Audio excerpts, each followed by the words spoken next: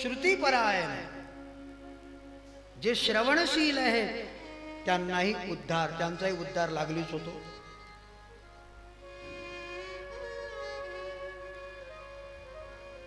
आता एक गंमत, आता ही आतुरता कशी येईल विचारणी प्रश्न आहे. बुवा कुठल्या मार्केटला न मिळणारी वस्तू आहे का हो? आतुरता भेटते का कोणा दुकानावर?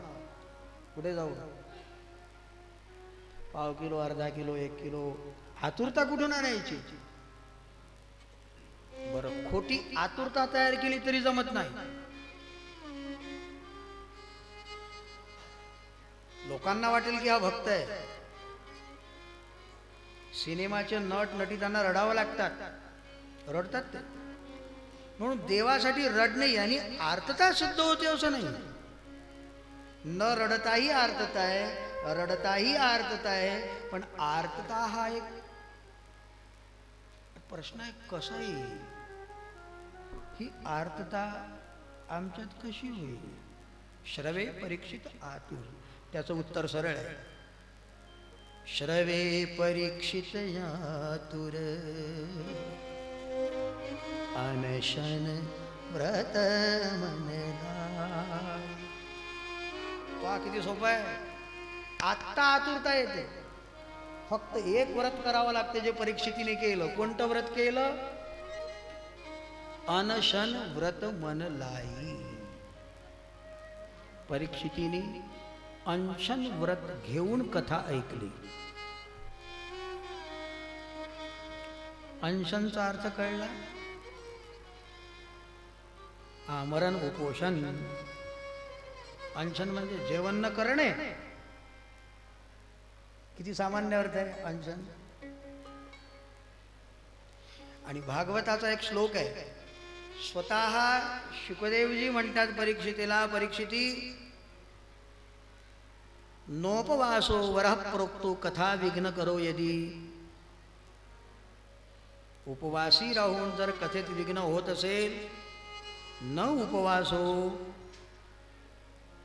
नोपवासो वरः प्रोक्तो कथा विघ्न करो यदी. युक्ताहार विहारस्य युक्तचेष्टस्य कर्मसु.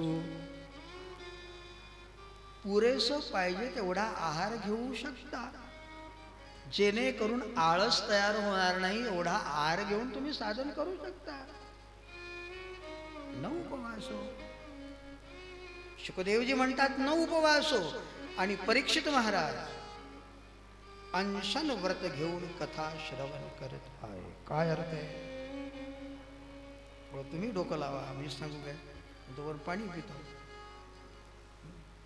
शुकदेवजी म्हणतात की न उपवास हो, काही गरज नाही आहे. मग गुरु महाराजांचं ऐकायला पाहिजे. न उपवास हो. आणि परीक्षिती अंशन व्रत मन लाई. कसं करा आता?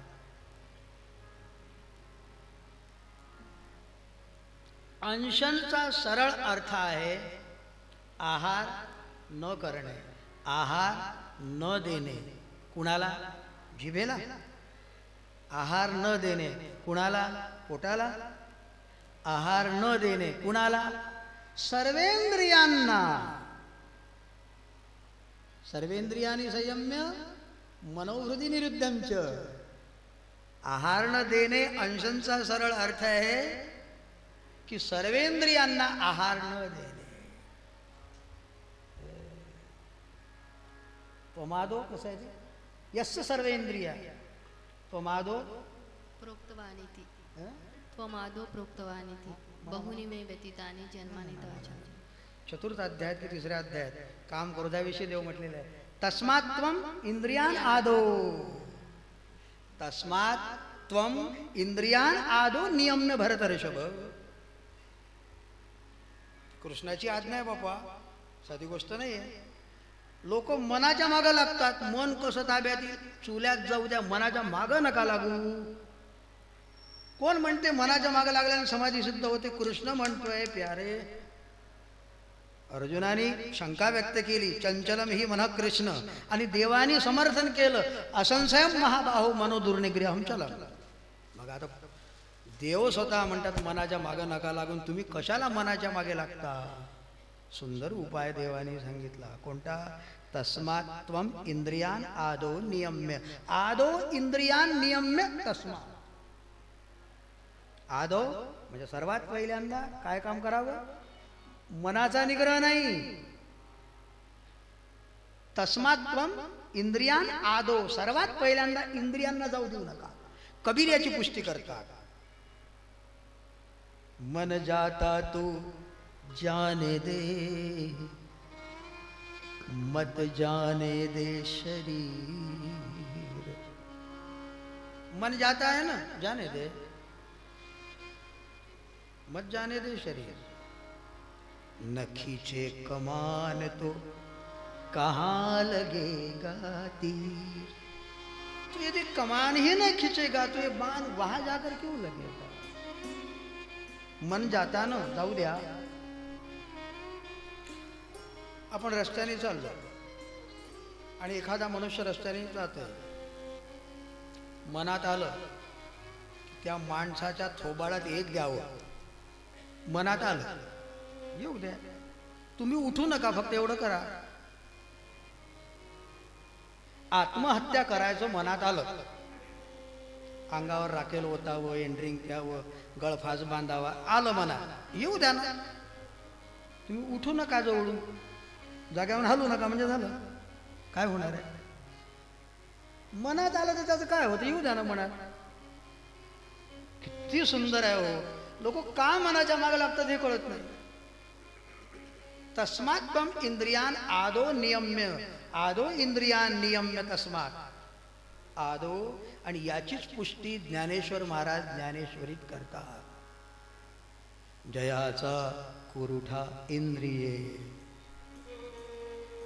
जेथुनी कर्माते प्रवृत्ती विजे. आधी निर्दळुनी घाली तिजे सर्व थई. चुकीची साधना करू नये, मनाच्या मागे लागू. एक सुंदर आहे, मनात आलं हरकत नाही, कार्यान्वयन होऊ न देणे. याचाच अर्थ आहे इंद्रियांना त्यांचा आहार न देणे. डोळ्याचा आपला आहार आहे, कानाचा आपला आहार आहे. व्यासूर आणि सुरेख हे रूपाचे स्वरूप दे.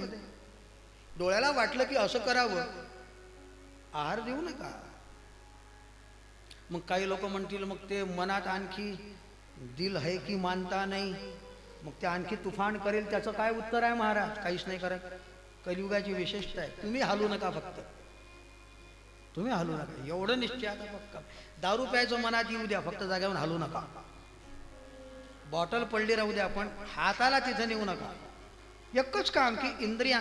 अरे ध्यानालाही बसलं असताना मनाची एकाग्रता नंतर होईल. पहिल्यांदा एकच, मी सांगत असतो आमच्या सर्व सोबत्यांना, की फक्त असं बसले आणि एकच संकल्प घ्यायचा की शरीर हलकंही हलू देता कामा नाही. बस झालं. मनाच्या मागे लागूच नाही, फक्त शरीर हलकंही हलणार नाही. श्वासानेही श्वास प्रश्वास घेत असतानाही शरीर हलू द्यायचं नाही. एवढा जर नियम केला तरी मन एकाग्र होऊन माणूस कुठेतरी जातो. एवढं करायचं काय याच्यात? फक्त शरीराला स्थिर करण्याचा प्रयत्न केल्यानेही मन एकाग्र होते. किती सोप्या सोप्या गोष्टी आहेत. परीक्षिती आतुर होऊन कथा श्रवण करत आहे. त्याचं कारण आहे की परीक्षितीमध्ये अनशन व्रत आहे. आणि अनशन व्रतचा सरळ अर्थ आहे आहार न करणे, इंद्रियांना आहार न देणे. मग आता असं कसं शक्य आहे हो? डोळ्यांना म्हटलं चांगली वस्तू पाहायची, त्यांना ते न देणे. कान म्हणतात चांगलं ऐकावं आणि त्याला त्याचा आहार न देणे. जीभ म्हणते चांगलं सेवन करावं आणि तिला तिचा आहार न देणे. महाराज हे कसं वाटेल हो? मग पर्याय आहे ना, आणखी पर्याय सांगतो. मग काय पर्याय? डोळ्याला वाटते ना चांगलं बघावं, कानाला वाटते ना चांगलं ऐकावं. मग संतांनी सांगितलं असं वाटते ना, मग एक काम करा ना. घेई घेई माझे घेई घेई देवाचे गेली गेली महादेवाचे नाम विठोबाचे गोड नाम विठोबाचे गेली गेली महादेवाचे गेली गेली महादेवाचे गेली गेली महादेवाचे विठोबाचे नाम विठोबाचे गेली गेली महादेवाचे गेली गेली महादेवाचे गेली गेली महादेवाचे दमन नाही नियमन नाही, एक सुंदर सुव्यवस्था आहे. तुकाराम म्हणतात, डोळे तुम्ही घ्या रे सुख, घ्या रे सुख डोळे तुम्ही घ्या रे सुख, तुम्ही घ्या रे सुख कपड साप पद कपड गप पद ला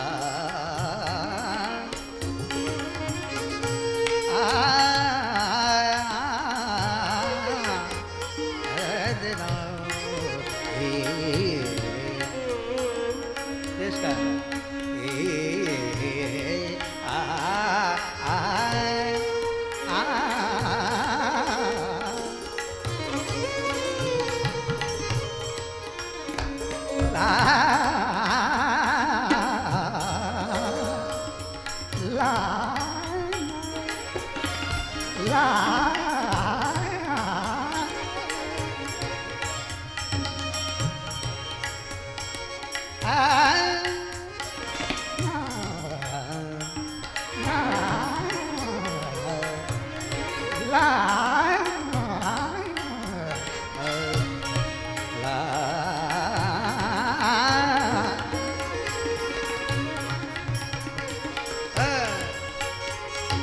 डोळे तुम्ही घ्या रे सुख, डोळे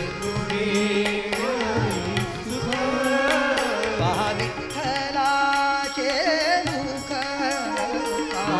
विठ्ठलाचे मुख विठ्ठलाचे मुख तुम्ही ऐका रे कान, रे कान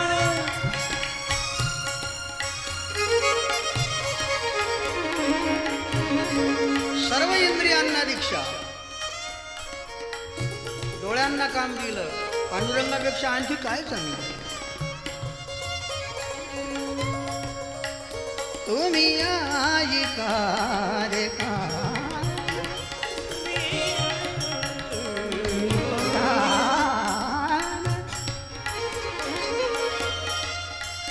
माझ्या विठ्ठला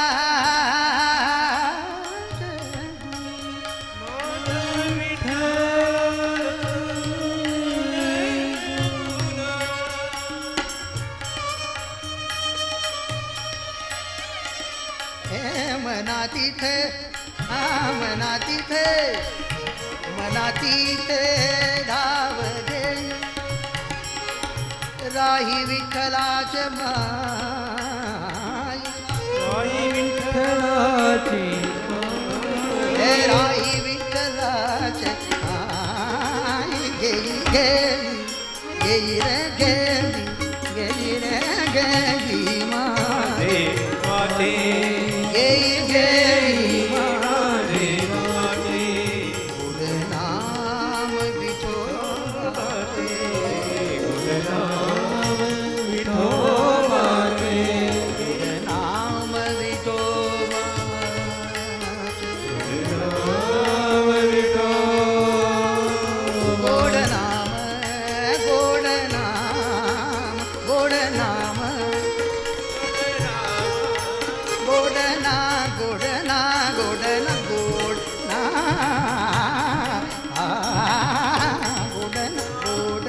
गोड नाम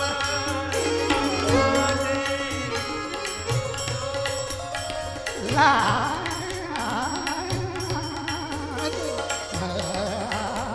गोड नाम विठोबा गेली गेली माझी गेई गेई महादेवा दे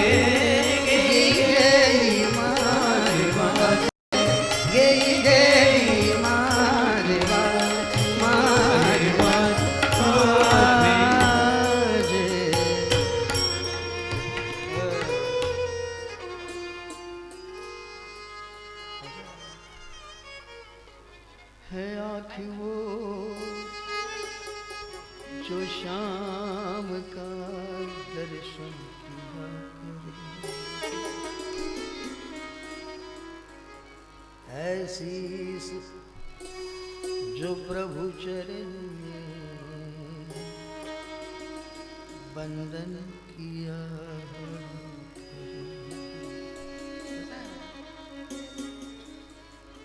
बेकार वो मुख है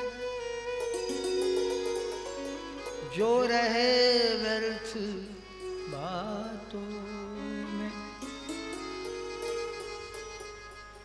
मुख है वो जो हरि नाम का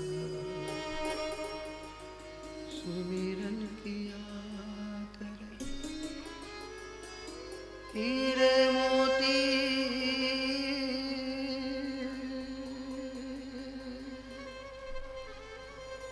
मोती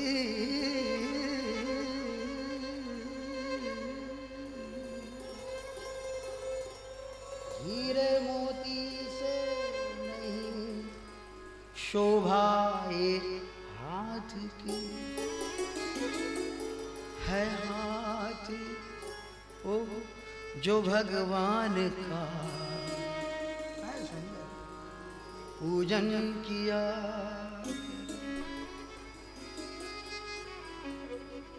मर कर भी अमर नाम है उस जीव का जग में। प्रभु प्रेम में बलिदान जो जीवन किया करे।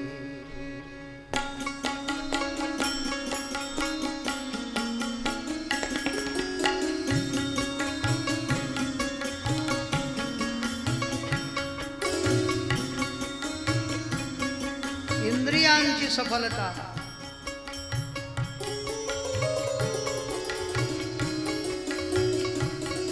ऐसी लागी लगन,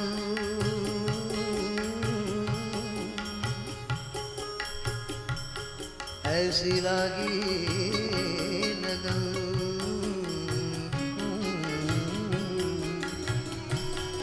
ऐसी लागी लगन, ऐसी लागी लगन।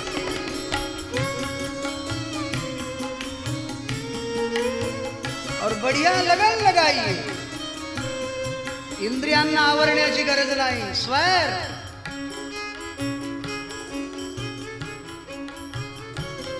कोई रोके नहीं, कोई टोके नहीं, कोई रोके नहीं, कोई टोके नहीं।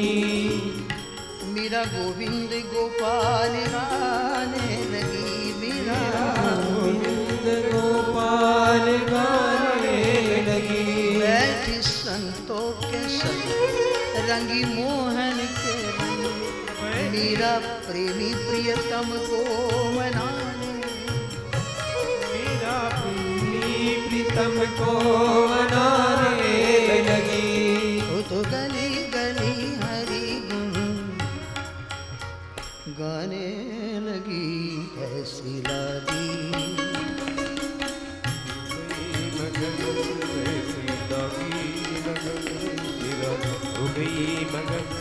महलों में पड़ी बन के जोगन चली, महलों में पड़ी बन के जोगन चली, बन के जोगन चली, बन के जोगन बन के जोगन बन के जोगंशली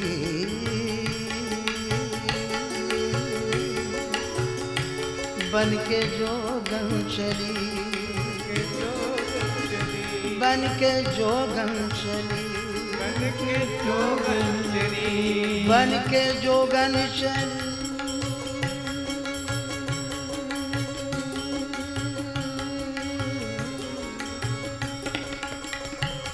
बन के जोगंशली बन के जोगं बन के जोगंशली बन के जोगंशली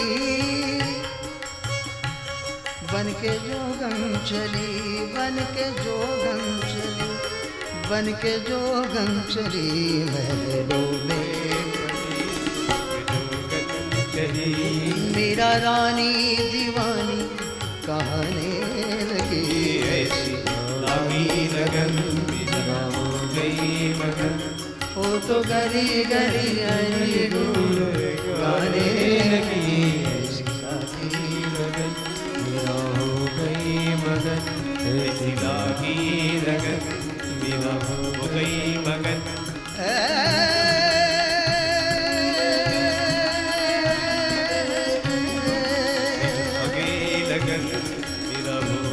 अधरं मधुरं वदनं मधुरं नयनं मधुरं हसितं मधुरं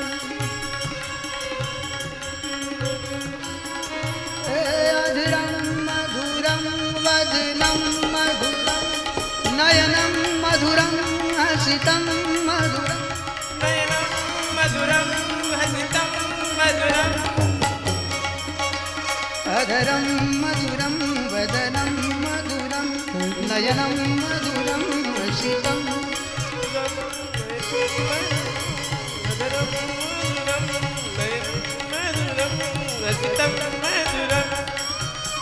हृदयं मधुरं गमनं मधुरं मधुराधिपते अखिलं मधुरं मधुराधिपते अखिलं रत्नम् अधरं मधुरं वदनं मधुरं नयनं मधुरं हसितं मधुरं हृदयं मधुरं गमनं मधुरं मधुराधिपतेरखिलं मधुरम् अधिपते मधुराधिपते अखिलं मधुरम् अधरं मधुरं वदनं मधुरं नयनं मधुरं हसितं हृदयं मधुरं गमनं मधुरं मधुराधिपतेरखिलं मधुरं मधुराधिपते अखिलं मधुरं मधुराधिपते अखिलं मधुरं मधुरं मधुरं वदनं मधुरं नयनं मधुरं हसितं मधुरं हृदयं मधुरं गमनं मधुरं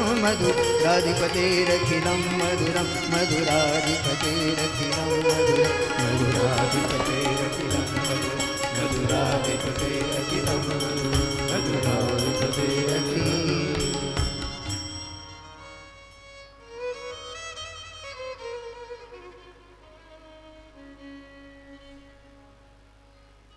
वाचस्पती राग वाजवा वाचस्पती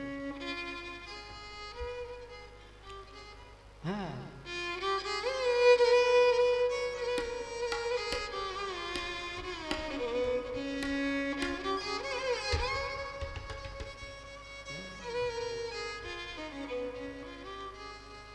नामा म्हणे तुझे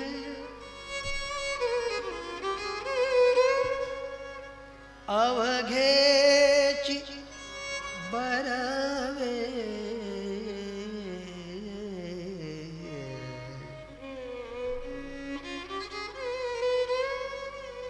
तुझं काय चांगलं नाही रे. बरं झालं डोंबळा आहे तर एवढं वेळ लावलं. ब्युटी पार्लर मधून आला असता बिचारा काय झालं. बरं झालं काळ आहे वेग श्याम आहे सर्वांना वेळ लावला.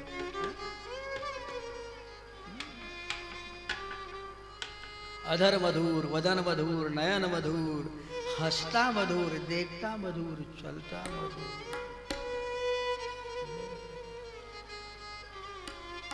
ज्यात कुठलाच धूर नाही त्याचं नाव मधुर आहे.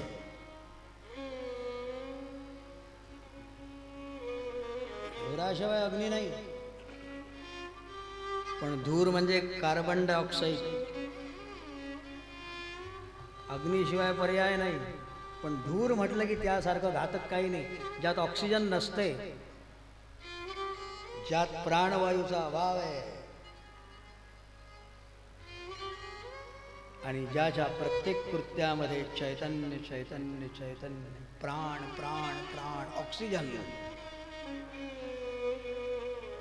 ऑक्सिजन, ऑक्सिजन, सर्व सीजन ऑक्सिजन, प्राण जिवंतता, ज्याच्यामध्ये मधुर त्याचं नाव आहे. मधुराचं काय नाव दुसरं? ज्यात धूर नाही. तुका म्हणे इहलोकीच्या व्यवहारे नका डोळे धुरे भरून राहू. धूर भरून या संसारात सुख का म्हणून शोधता, तुकाराम म्हणतात. तुका म्हणे इहलोकीच्या व्यवहारे नका डोळे धुरे भरून राहू. परमात्मा मध्ये नाम म्हणे तुझे अवघेची बरवे आणि त्याहुनी बरवे. सर्व चांगला आहे पण त्याही पेक्षा एक गोष्ट चांगली आहे. त्याहुनी बरवे प्रेम तुझे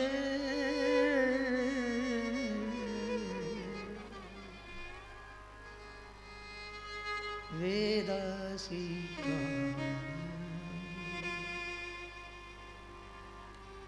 श्रुतीसी पने गमपनी सानी पम मगरी.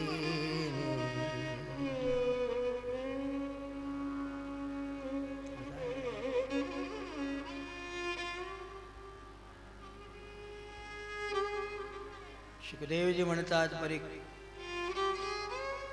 सुत शौनकांना सांगत आहे, परीक्षिती कथा श्रवण करत आहे आणि परीक्षिती मोक्षाचे अधिकारी ठरले. कारण दुसरं नाही, एकच, आतुरतेने कथा श्रवण केली. ती आतुरता कशाने आली? त्याची कळ, त्याची चावी. आतुरता कशाने? इंद्रियांना विषयाचा आहार बंद. याचं नाव आहे अंचन. अंचन म्हणजे काय? फक्त जिभेला आहार न देणे एवढं नाही. अंचनचा सरळ अर्थ आहे इंद्रियांना त्यांचे विषय नाही. त्यांचे विषय नाही दिले तर हे कसं करतील? म्हणून त्यांचे विषय ड्रॉप न करता विषय परिवर्तित करणे आणि ते विषय परमात्म्याचे देणे. सुंदर पर्याय.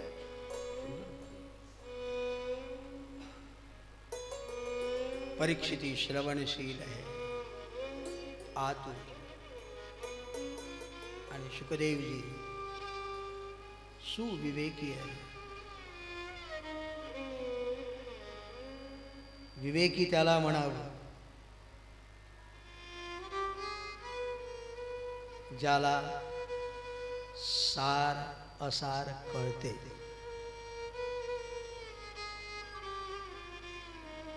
पुस्तक म्हणतात तेवढा परमार्थ नाही.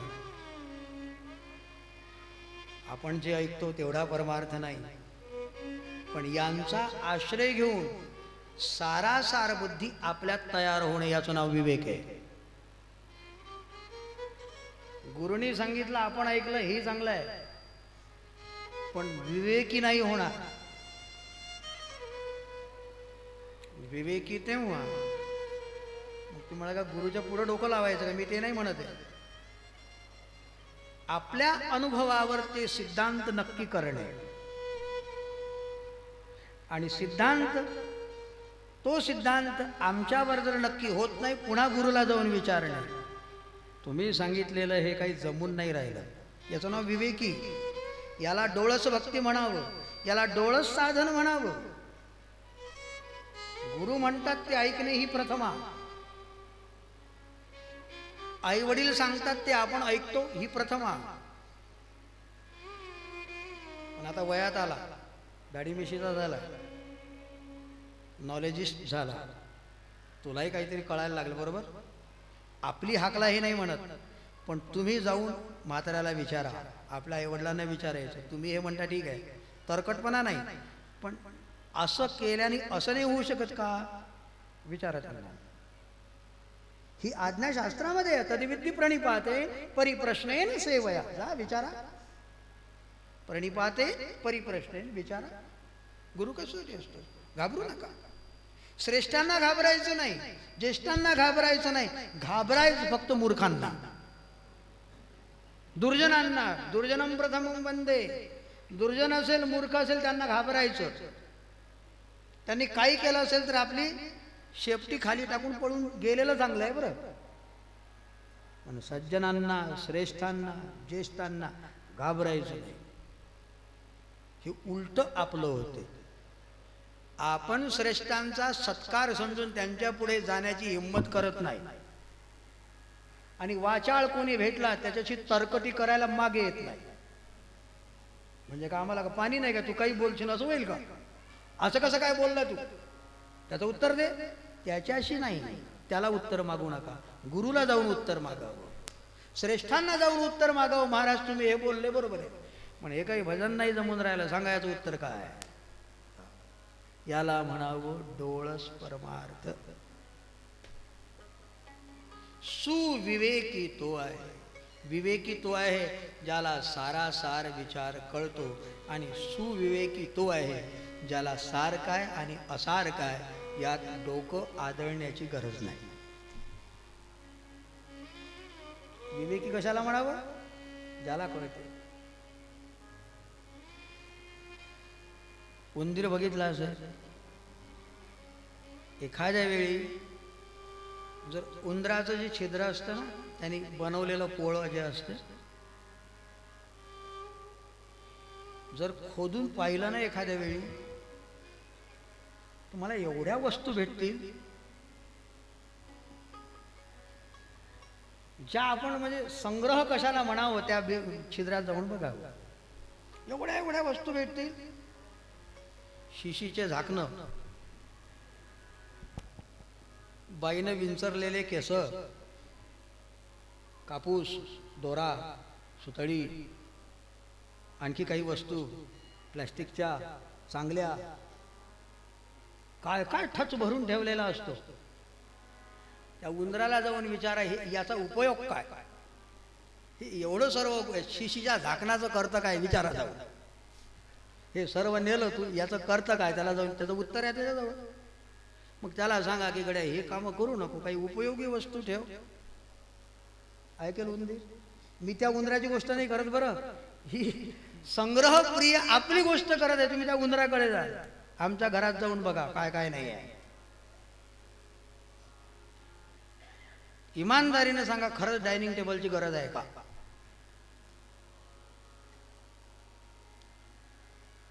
आपण आधी छान ताटपाट लावून जेवण करत होतो. भोजन नाही यज्ञ है ब्रह्माग्नी में आहुती, आणि देवाला नैवेद्य देऊन बली वैश्वदेव करून आपण जेवण करतो. आता डायनिंग टेबलवर वर बसले, पायात बूट घातला, काढायच्या नसतात बूट बीट, काढावं नाही. कधी विचार केला काय की ही जी वेशभूषा आणि संस्कृती विदेशी, आणि तिथे जे ऋतुमान आहे ना अधिकतम, उन्हाळा कमी असतो म्हणून त्यांना टाईट कपडे, पायात मोजे, बूट हे सर्व अनिवार्य आहे. ते टाई का लावतात, कारण त्या थंडीमुळे त्यांचं नाक झरते. हे कापड खराब होऊ नये म्हणून टाई लावतात. इथं यांना विचारा तुम्ही का लावलं, हे घशात कशाला बांधलं, पाळणीचं कुत्रा आहे म्हणून. त्याला विचारा की याचा उपयोग काय, त्याचं उत्तर काय हे नाही कळणार. अशा अनेक गोष्टी आहेत ज्या आपण पाश्चात्य अंधानुकरण करतोय. जर विचारलं त्याची गरज काय, आमच्या मठातले काही पोरं आता जीन्स वगैरे घालतात. बरं, माझा काही विरोध नसते. मग आमच्या याच्यातला एक पोरग बसलं होतं त्या लॉनवर, जो जो ओढून राहिलं पायातनं ते काही निघेच नाही. कुठून तरी आलं ते, अरे हे इथून इथपर्यंत निघालं, इकडे निघेच नाही पायातनं. मग मी शेवटी देवराज महाराजला म्हटलं तुम्ही जा, म्हटलं बा वडा त्याचं काय तर त्याचं संकटाला धावायला पाहिजे. मग दुसरा गेला आगळीन, त्यांनी दोन्ही पकडले आणि त्याचा त्या चोलना धरून ओढलं. थोडं तंग शिवा अजून जे पाहिजे त्याच्या थोडं, त्याची गरज काय. मी त्या उंदराचीच गोष्ट करून राहिलो. बरं, अकारणचे ज्या त्याने गोळा केलेले आहे. आमच्या घरात मला सांगा, जो चालले बिल्डिंगा बांधत 10 मजले, काय गरज आहे. किती जण आहात तुम्ही, मी या बिबीन एखादं पोरग आहे बुवा, 2-3 जण. हे 10 मजले कायसाठी, पैसा आहे आता म्हणून काहीतरी आपलं कर. बरं 10 मजले बांधले, वर तर शिका कायसाठी ठेवल्या, म्हणे 11व्या मजल्यासाठी. म्हणजे कशासाठी. बँकेत पैसा किती करोड आहे, चांगला आहे. किती करोड तुमच्या जीवनाला आवश्यक आहे, किती पाहिजे तुम्हाला हे तर सांगा. अन्न वस्त्र निवारा किती पाहिजे, रोटी कपडा मकान कितना चाहिए, कहो तो ईमानदारी से. तुमचंही तुमच्या पोराबाळाचं. अरे साहिब उतना दीजिए जामे कुटुंब समाए, मैं भी भूखा न रहूं और अतिथी भूखा न जाए. एवढं पाहिजे, ह्याच्यापेक्षा जास्त नाही. किती गोळा केलं. मी कोणाची गोष्ट करत आहे, मी धीरूभाईंची गोष्ट नाही करत. बरं, ते बिल्डर्स आहेत, त्यांची गोष्ट, त्यांचा परमार्थात वेळ जात आहे. मी जे बघत आहे, जेव्हापासून त्यांना बघत आहे, एक दिनचर्याबद्ध आणि पारमार्थिकता. एवढं मोठं हॉस्पिटल त्यांनी जे उभं केलं ना, श्रेय उषाताई आणि त्या दोघांना जातो. खरं आहे. आमच्या आत्मोदयामध्ये इथे पण ते झोडीबिळी मागायचे, मी मागत होतो. पण मी आता हे सर्व ॲक्टिव्हिटीज बंद केल्यामुळे थंडगार आहे, कोणाला त्रास देत नाही, काही घेणं देणं नाही.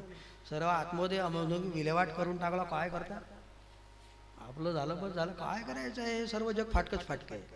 म्हणून असं माझा उद्धारासाठी मी जगतोय, एवढं करायचं जे उपयोगी लावतात. पण माझं म्हणणं कसं आहे की किती किती म्हणून आपण गोळा करतोय. कधी कदाकाळी विचार तरी आला काय की एवढ्या याची गरज काय. आणि जर हा विचार आमच्याशी संबंधित होत नसेल तर आपण विवेकी नाही. म्हणून ज्याला सारासार कळते, काय करावं किती करावं हे कळते, त्याचं नाव विवेकी. आणि ज्याला कळण्याची गरज नाही, फक्त स्थिर आहे, त्या नाव सुविवेकी. आणि शुकदेवजी महाराज परीक्षिती नेमके शुकदेवजी सुविवेकी आहे, तर परीक्षिती आर्त आहे, जिज्ञासू आहे. सूतजी शौनकांना सांगते, शास्त्र सारय गाता सुख सुविवेक सुना. शास्त्र सारय सुख सुविवेक सुना. श्रवे परीक्षित आतुर अनशन व्रत मन.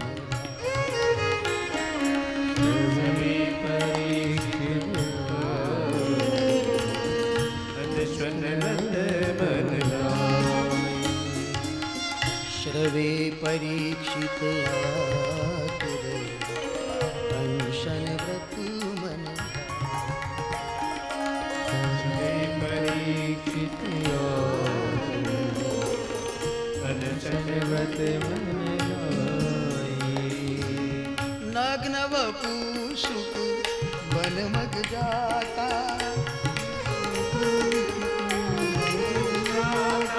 नग्न वपु सुख मग बन जाता.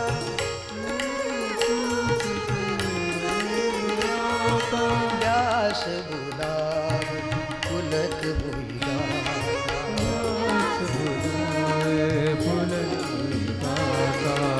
नीरन हाथ यशु कही देखे.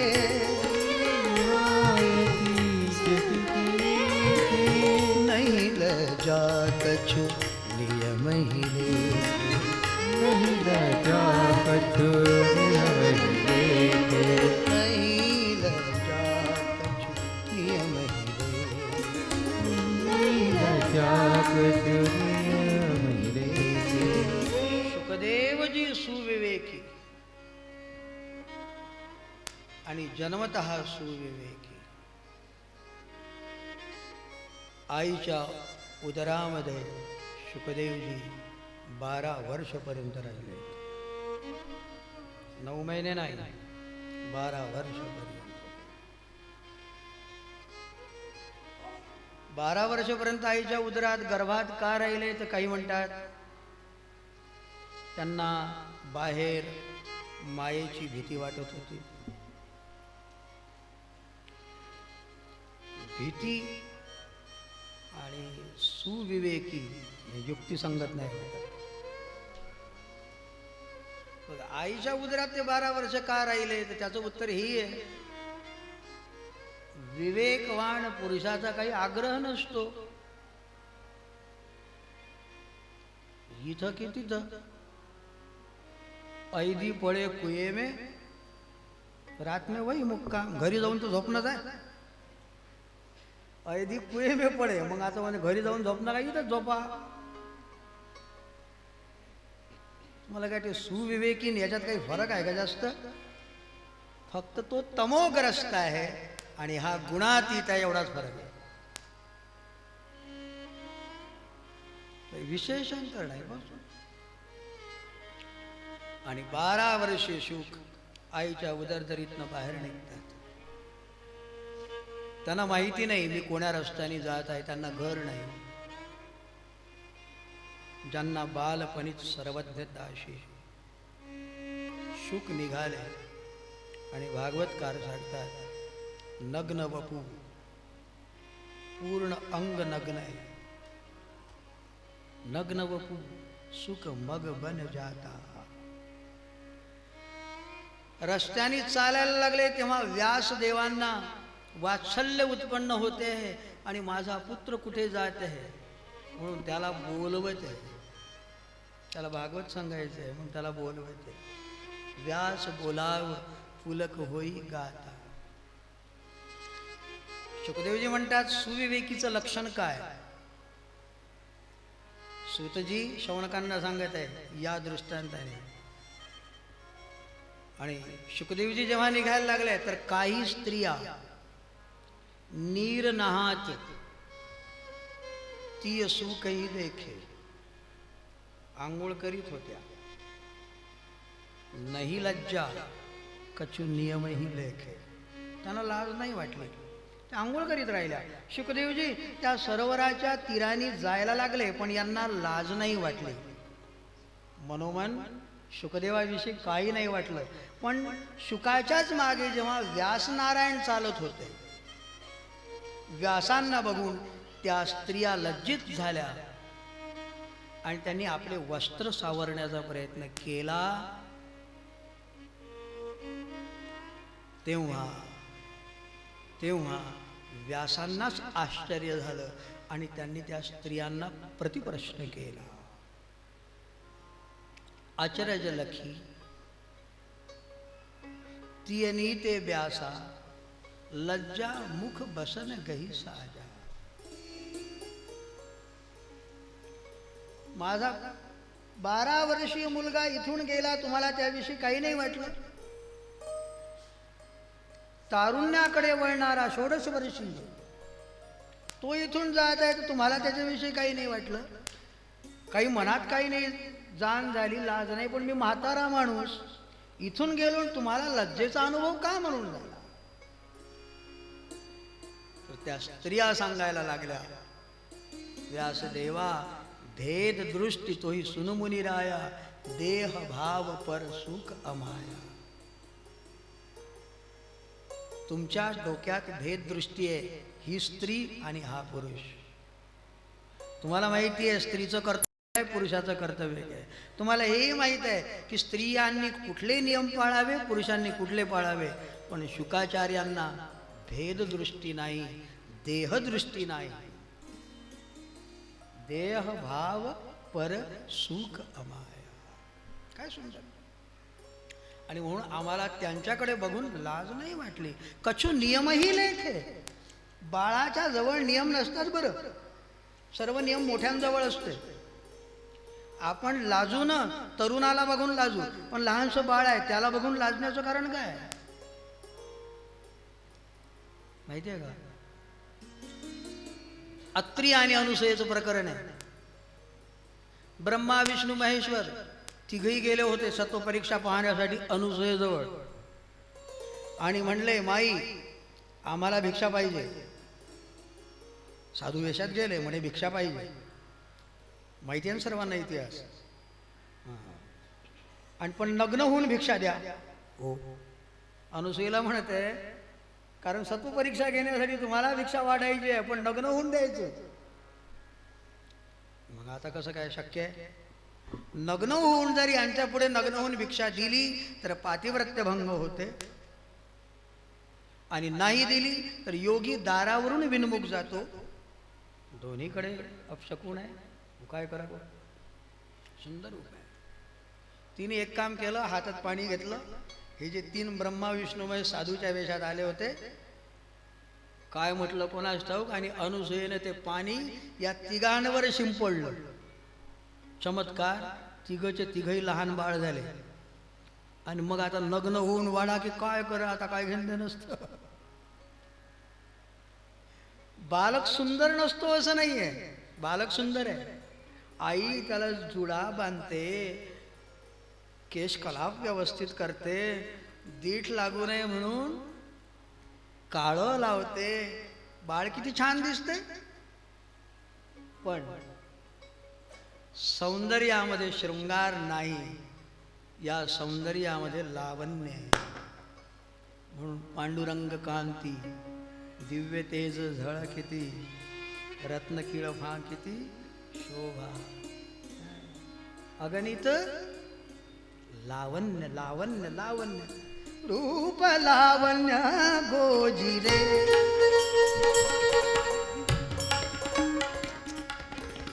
भजनी ठेका.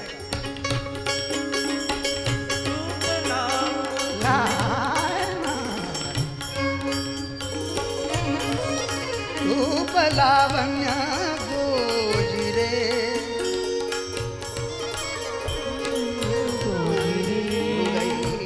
प्रगट पे दीनाची माऊली, दीना दीनाची माऊली, अजिना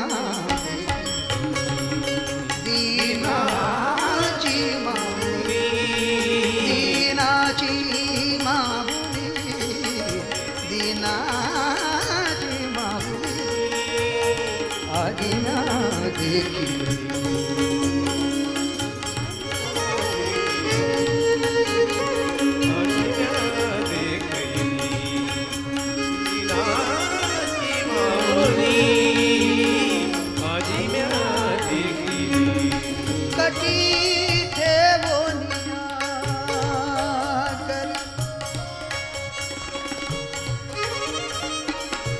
गबर घरे ग सार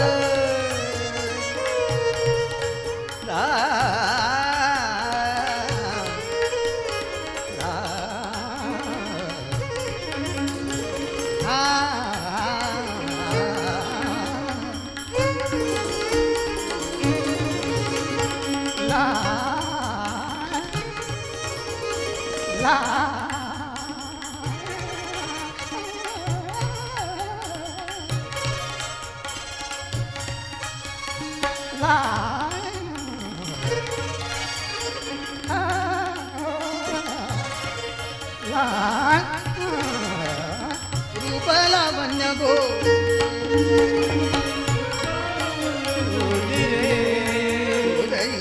प्रगट दीनाची माऊली, दीना दीना दीना दीना दीनाची माऊली, दीना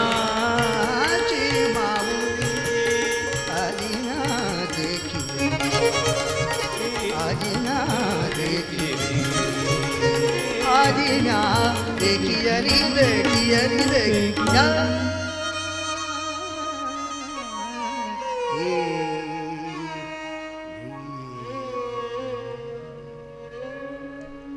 रूप लावण्य गोजी काय सुंदर ओळख आहे. ज्याच्या सौंदर्याकडे बघलं असता त्याला भेटावं वाटते, जवळीक साधावी वाटते, पण विकार शून्यता एक, त्या नाव परमात्मा. किती सोपं आहे हो. त्या नाव परमात्मा भेटावं असं वाटत. मग गोपी कृष्णाला भेटतात का म्हणून भेटण्याची इच्छा नाही होणार.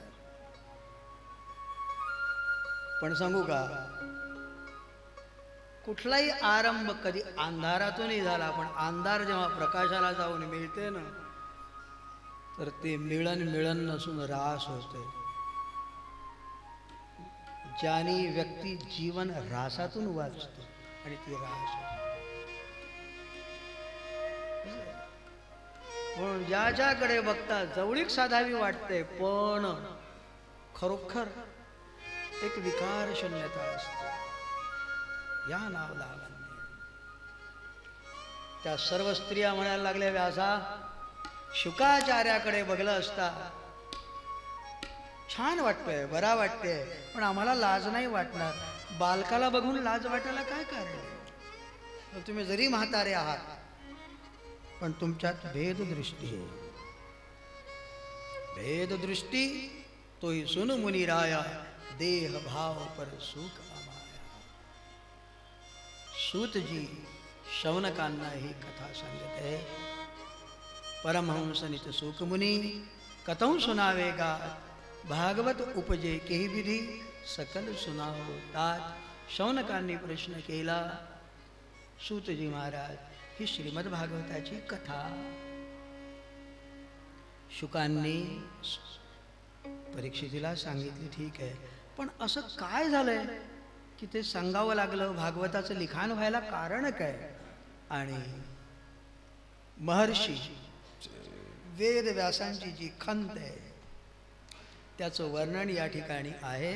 आणि त्या व्यथेच्या प्रतिफल स्वरूप श्रीमद भागवत ग्रंथाचं लिखाण होते, हे वर्णन आहे. पण हे प्रकरण उद्याला 6:30ला बघण्याचा प्रयत्न करू. 2 मिनिटं हरिनाम चिंतन आणि विश्राम.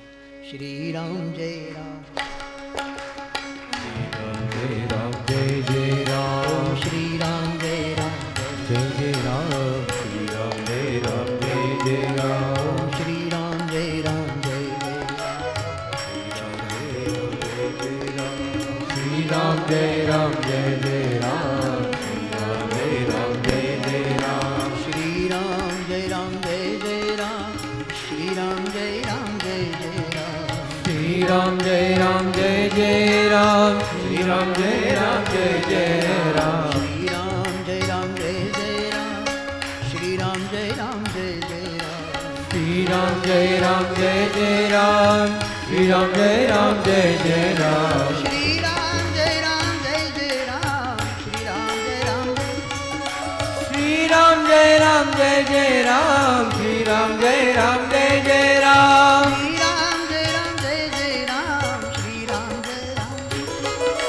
श्रीराम जय राम जय जय राम. श्रीराम जय राम जय जय राम.